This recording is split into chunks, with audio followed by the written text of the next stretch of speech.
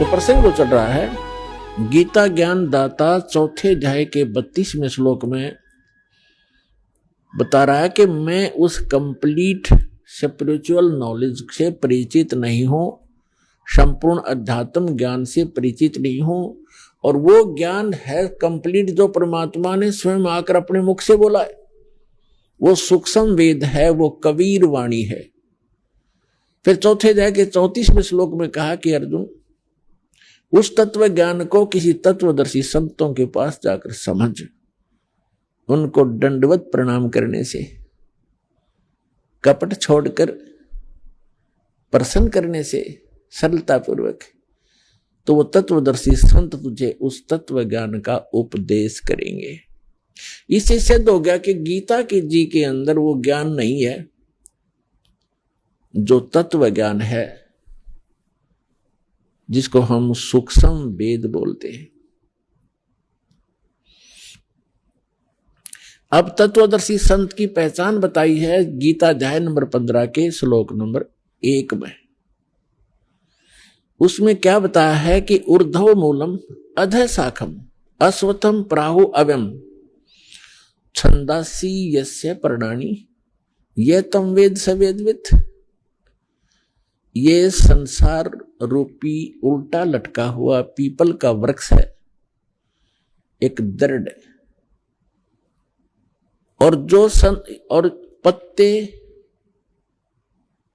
आदि इसके विभाग हैं, पार्ट्स हैं, और जो संत इस संसार रूपी उल्टे लटके हुए वृक्ष के सभी विभागों को भिन्न भिन्न बताएगा, स वेदवित्। वेदवित् माने वो तत्व ज्ञान से परिचित है, वो वेद के तात्पर्य को जानने वाला है, अर्थात वो तत्वदर्शी संत है। तो पुण्यात्मा, जिस समय परमेश्वर, वैसे तो ये परमेश्वर हमारे लिए भटक रहे हैं, जिस दिन से हम अपने पिता को छोड़कर आए थे, इनको तो मालूम था कि इनके लिए बूंदी बनेगी, बुरा बनेगा इनके साथ, लेकिन क्या करे बाप, जब बेटा बेटी अपनी बकवादों पर स्वयं ही जा मरे कहीं पर। जैसे पुण्यात्माओं,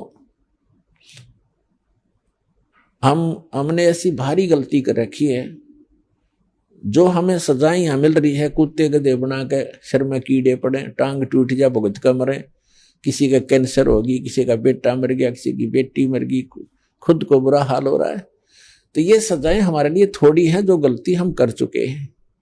आपकी जब जितनी भांग उतरती चली जाएगी, नशा कम होगा यहाँ के अज्ञान का और इस काल भगवान का, उस समय आपको ये दास के एक एक वचन हृदय में लगेंगे जाके, और ये लगेंगे आपके अंदर के उस फोड़ेंगे आपको, जो आपके अंदर एक जमा हो गया गंध, अज्ञान, हमें पता नहीं था, तो ये आपको फिर पता लगेगा। फिर उतना ही आप में कसक बढ़ती चली जाएगी। हमने सतलोक में सारे सुख थे। जितने भी नकली संत हैं, आज तक का किसी का इतिहास उठाकर देख लो, वेदों के जानकार विद्वान कहलावें और परमात्मा को निराकार बतावें। धिक्कार है सिर्फ ऋषि और महर्षियों को और मंडलेश और संतों को। वेदों में साकार है, निराकार है, परमात्मा ऊपर के लोक में रहता है, वहां से गति करके आता है और अपनी अच्छी आत्माओं को ज्ञान प्रचार के लिए, ज्ञान देने के लिए आता है। ऐसे बाइबल के अंदर उत्पत्ति ग्रंथ में स्पष्ट किया है कि परमात्मा ने 6 दिन में सृष्टि रची और उसने 6ठे दिन मानव को रचा और उसको अपने जैसा रचा, अपने जैसी उसकी अपने स्वरूप के अनुसार उसकी उत्पत्ति की, नर और नारी करके उसको उत्पन्न किया। तो कैसा है भगवान? सारा ईसाई समाज कहता है गॉड इज फॉर्मलेस, कोई बात हुई? परमात्मा निराकार है। पूरा हिंदू समाज कहता है भगवान निराकार है। पूरा सिख समाज कहता है परमात्मा निराकार है। तो ये, और ऐसे ही पूरा मुसलमान धर्म कहता है परमात्मा बेचून है, निराकार है। और सभी सदग्रंथ, हमारे धर्म ग्रंथ बताते हैं परमात्मा से शरीर है, नर आकार है, मनुष्य दृश्य है, उसका नाम कबीर है।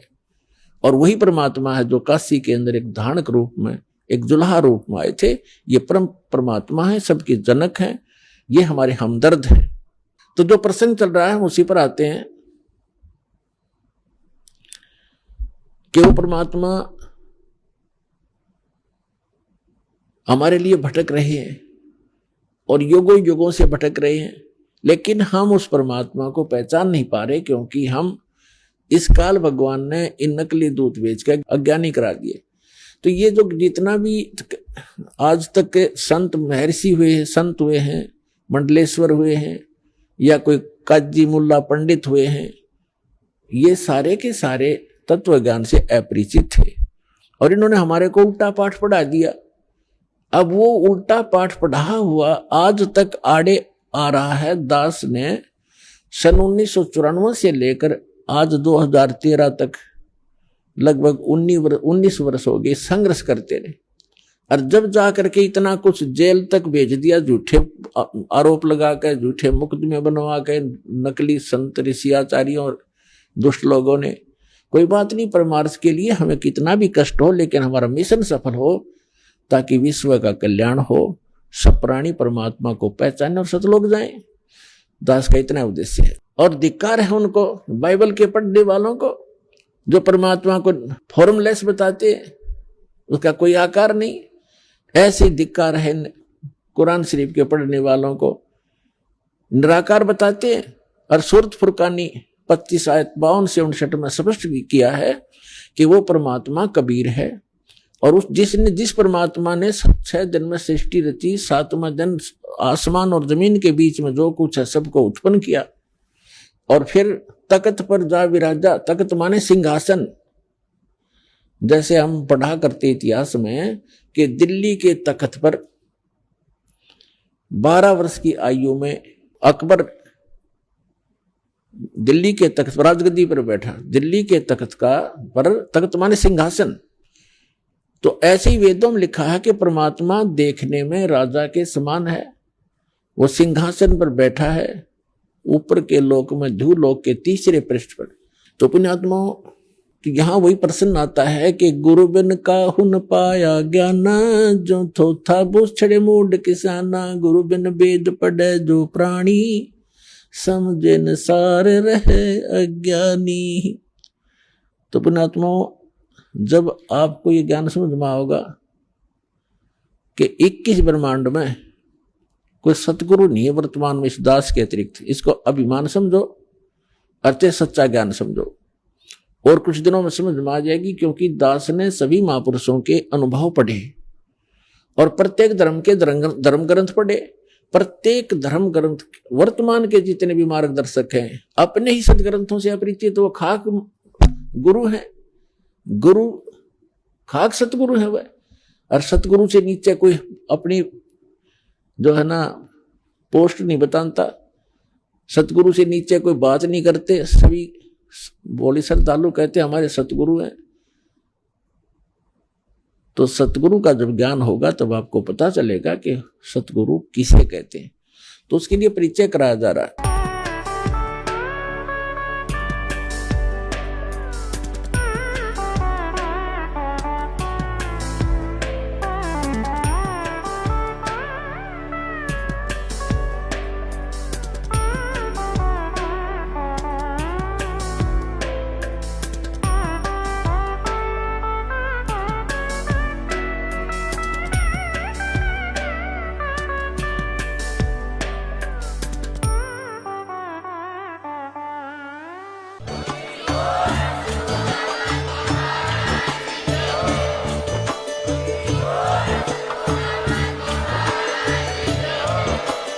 आप सुन रहे थे जगत गुरु तत्वदर्शी संत रामपाल जी महाराज जी के मंगल प्रवचन। अधिक जानकारी के लिए विजिट कीजिए हमारी वेबसाइट www.jagatgururampalji.org। संत रामपाल जी महाराज जी के शुभ आशीर्वाद से पूरे विश्व भर में 500 से भी ज्यादा नाम दीक्षा केंद्र हैं, जिन पर संत रामपाल जी महाराज जी द्वारा ऑनलाइन निःशुल्क नाम दीक्षा दी जा रही है। अपने नजदीकी नाम दीक्षा केंद्र का पता करने के लिए संपर्क करें 8222880541।